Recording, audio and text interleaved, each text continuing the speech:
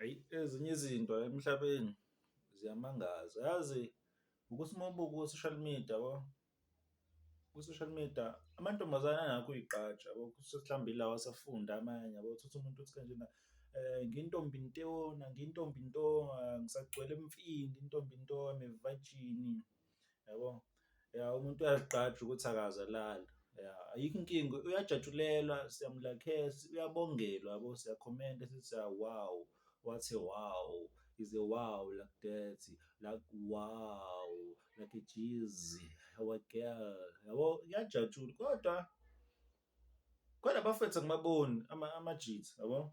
Ngibona umjitha nje ephostile yabo, ethi hhayi ngiyinsizwa nsi, afake isithombe sakhe nje ashuthe ngalelo langa lelo athi ngiyinsizwa nsi. Ethi hhayi ngiyinsizwa nsi bafethu ngibukeni, ngiyinsizwa nsi ngisagcwele. Ngoba phela kuyenzeka vele abantu beqede iy'kole, abafowethu yabo amajithi, beqede isikole umuntu angakaze elala. But akazigqaji ngokuthi akakaze alale, kodwa amantombazane ayazigqaja. Ukuthi kwenziwa yini bafethu ningazigqaji, ukuthi uzigqaje nje ukuthi hhayi mina nje angikaze ngimthinte umuntu wesifazane futhi naye akakaze engithinte. Ngiyimina nje ngisachamela isidindi nje siqhakazeke siwe qi.